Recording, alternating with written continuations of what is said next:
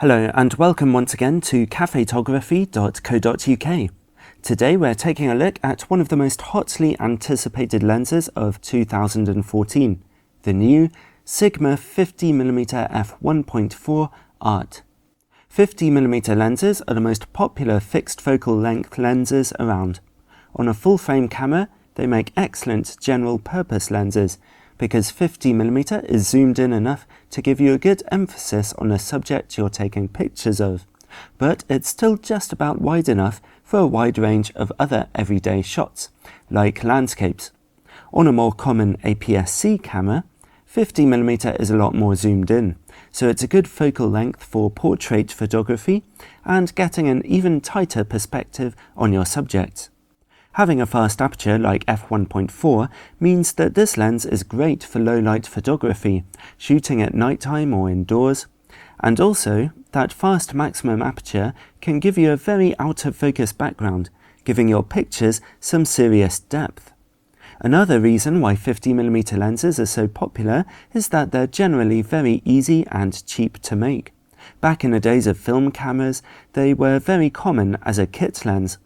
However, this Sigma lens costs considerably more than its competitors, but it promises to give supremely high image quality. We'll find out later if the lens can live up to that promise. Firstly, let's look at build quality. The Sigma lens is pretty big and hefty, especially for a 50mm lens, being about twice as big and heavy as the competition. However, it looks very businesslike and professional, and it comes with a handy lens hood and lens case. It has a large focus ring which works quite smoothly and fairly precisely.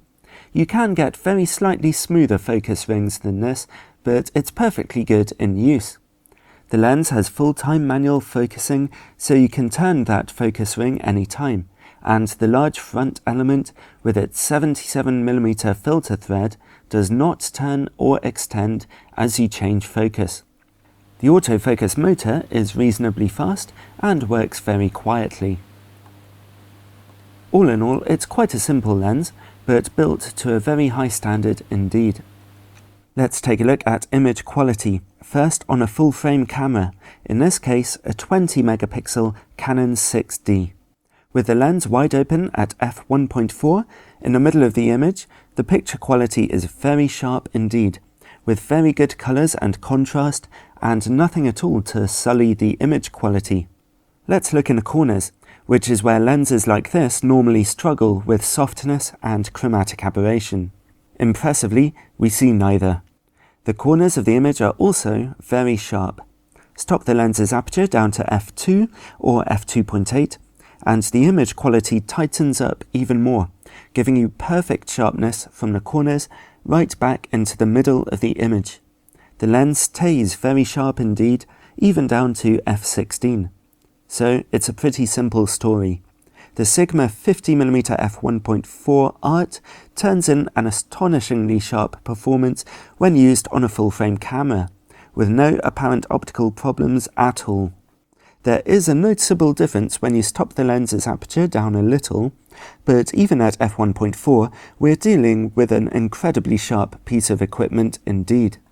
Let's take a look at how the lens performs on a camera with an APS-C sensor this time, by testing it out on a 20-megapixel Canon 70D. And it's basically the same story. The lens is very sharp indeed, even from f1.4 in the middle of the image and over into the corners. Despite being tested on an APS-C camera, we're still not seeing any kind of chromatic aberration or colour fringing.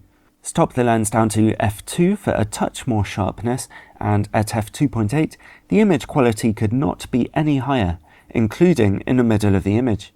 Even stopped down to f11, the lens is very sharp indeed. So again, this is a mightily impressive performance for any camera lens with such a fast maximum aperture as f1.4. We haven't tested a lens as sharp as this since Sigma's last ART lens, the 35mm f1.4.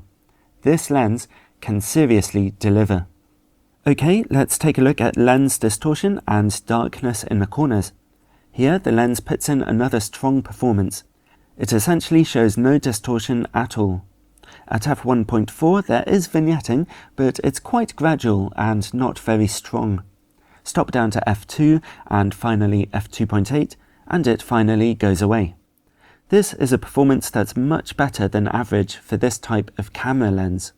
The lens can also focus a little more closely than competing 50mm lenses, focusing down to 40 centimeters. The close-up image quality is reasonably sharp at f1.4, and very sharp indeed when the lens is topped down to f2 or f2.8. That's another very good performance. This lens does have the normal problems with longitudinal chromatic aberration. As you can see here, the out of focus highlights are slightly green in the background and purple in the foreground. That is typical for this kind of lens, but it would have been nice if Sigma could have done something about it anyway. The lens doesn't perform amazingly well when shooting against bright light. You tend to lose a little contrast, and you get some pretty noticeable flaring too. This could be because of the many large glass elements that make up this lens, so it's best to use the hood that comes supplied with the lens.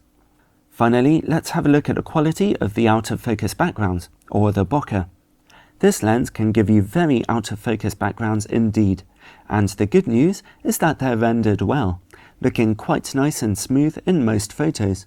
You'll get the odd photo where complex backgrounds look a little smudgy, but on the whole, the bokeh is looking nice. That's another good performance for a 50mm lens. When it comes to summing everything up, the test results for this lens really do speak for themselves. It's an incredibly sharp lens, even at its widest aperture of f1.4, and in most other optical areas the lens gives a better performance than its competition. It's rather large and heavy, but it looks very professional, and it also handles very nicely indeed.